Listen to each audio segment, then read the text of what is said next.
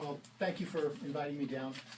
Happy to give you State Park's perspective on the license agreement that we have proposed to enter into with RIOC. I can be guided.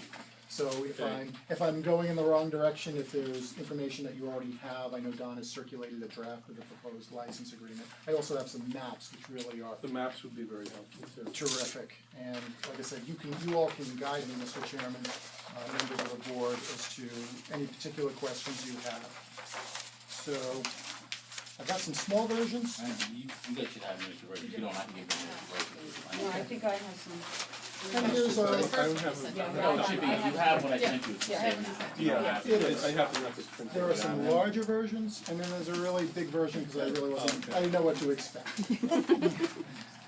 Or where to put You it. need a version? You can hold that one out, Fair Chris. enough. You can hold that one, I like it too. You can have your own ad. Well, no, the larger one's better because everyone will be looking at the same thing and everyone's pointing out at the same time. So just a few words about the intent. Okay, well, why, especially for the benefit of some of our public, Sure. what is the current situation? What is, this is a state park, what is that? What does that mean? In this situation? That's the $128,000 question. Our agency, New York State Parks, the state of New York, is obligated by contract to operate the memorial through the term of the lease with the city, between the city of New York and the state of New York, or RIOC, for ease of parlance. So our obligation as a state agency will go through 2068 with the underlying lease. We have partnered with, through a cooperative agreement, the Four Freedoms Conservancy, Park Conservancy, which is our operating entity. So Sally Menard and Susie and company, they operate the parks pursuant to a contract with New York State Parks.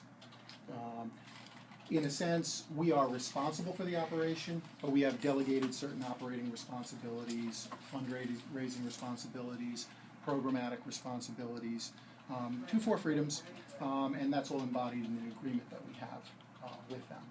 So as far as day-to-day operations is concerned, all the folks at the Roosevelt Island Operating Company, all you folks, you interact primarily with Sally's staff, the park staff, who are all employed by the Four Freedoms Conservancy.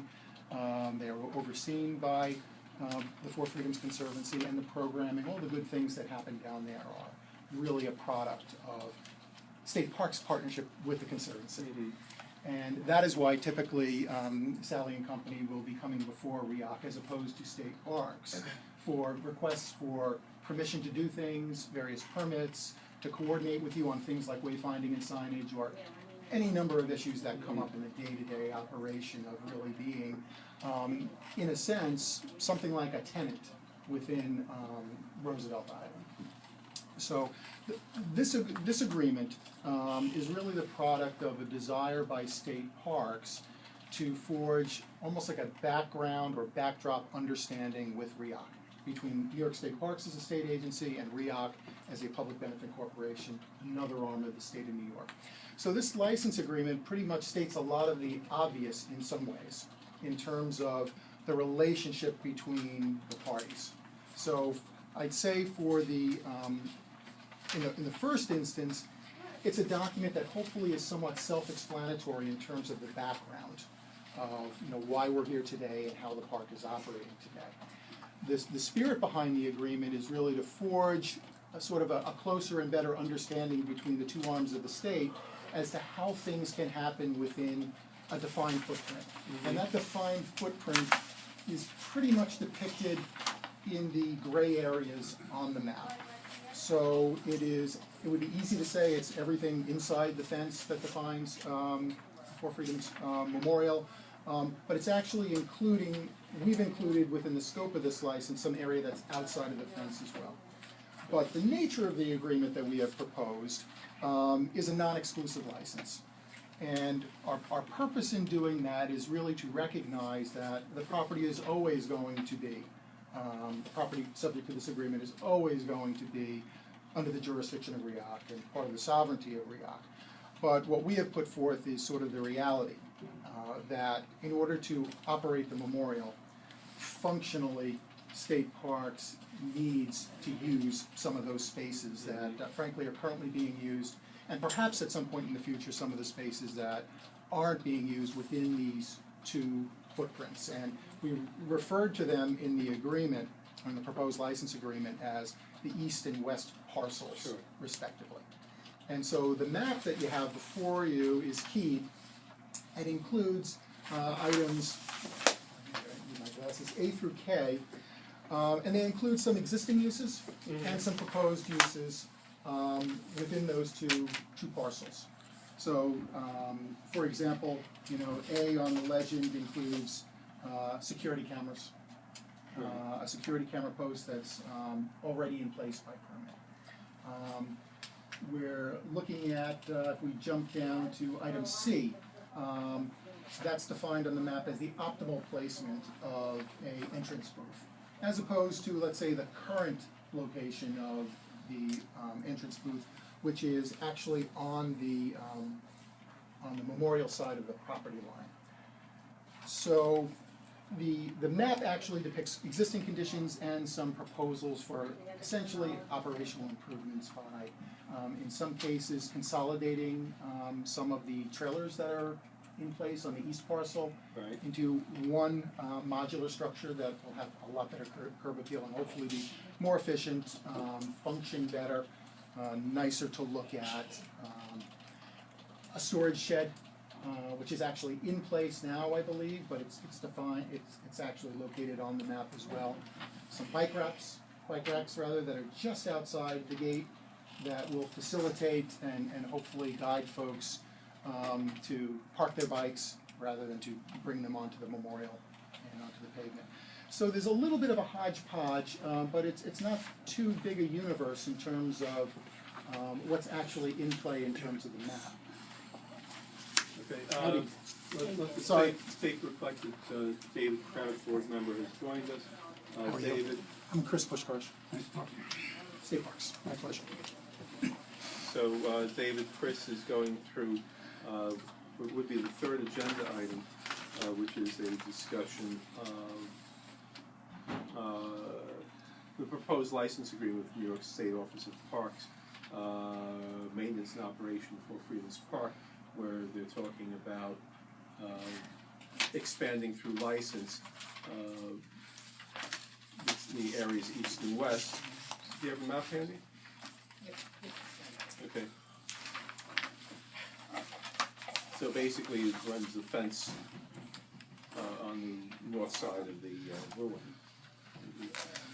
Currently, the area fenced off on the east side is about the size of the of what's indicated here, and certain facilities are located there. So this is a consolidation, I would guess, of what's there. But there's a substantial change on the west side. Correct. So, we appreciate it's not exclusive, but, well, in practical terms, residents of the island have sometimes expressed the desire to have unfettered access. Now, of course, it's not practical, given operational requirements and security requirements in the space. I understand that.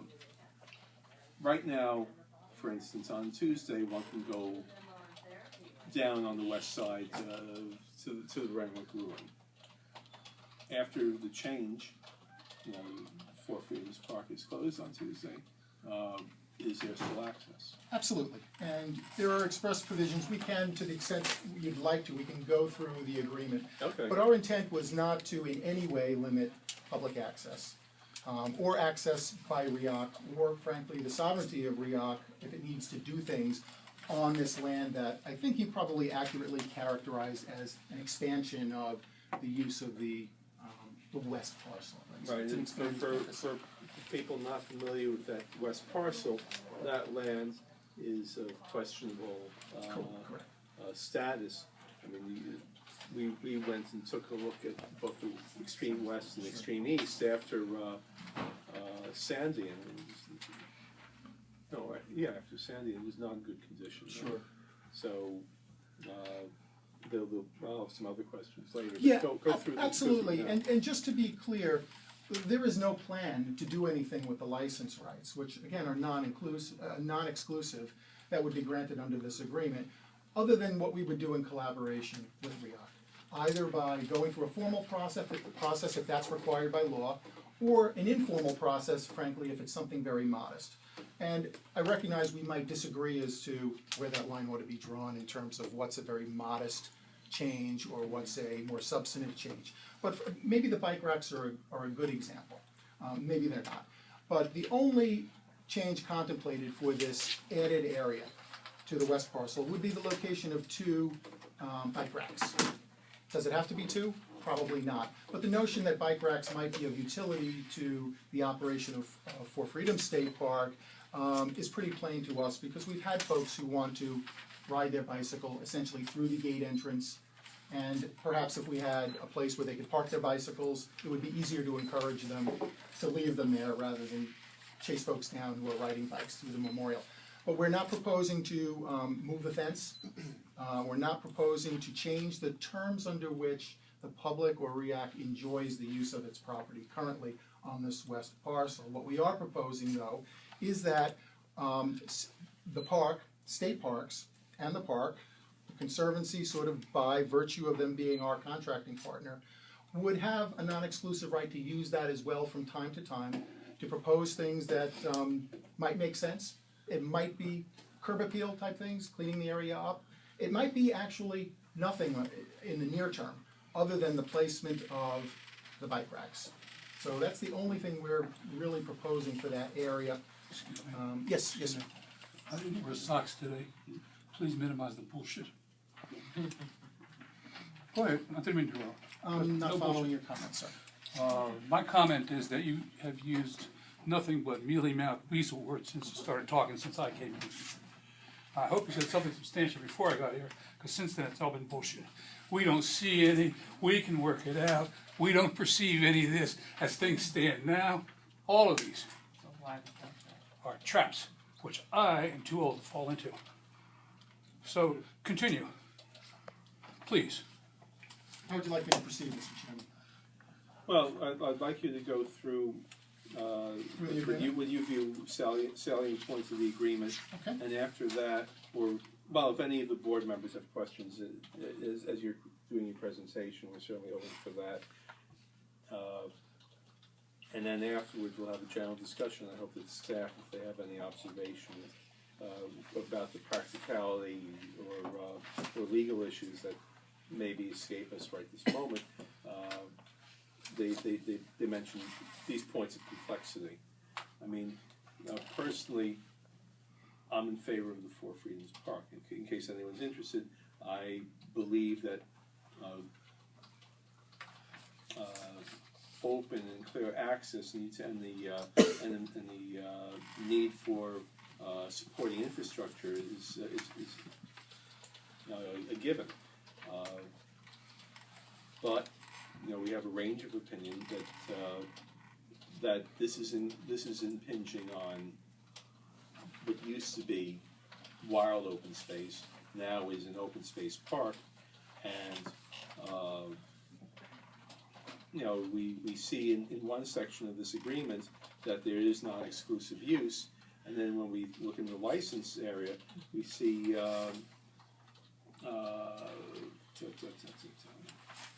that there are issues of access that may be adjudicated by our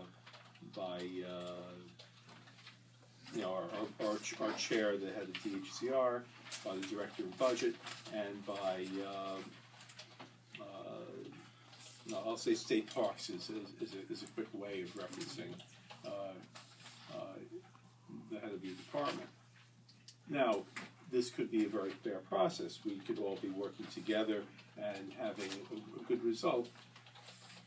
But before we undertake this, we need some comfort and assurance that, as David, who has the longest tenure on the board and has some observation in this direction, that we're not sliding down the slope.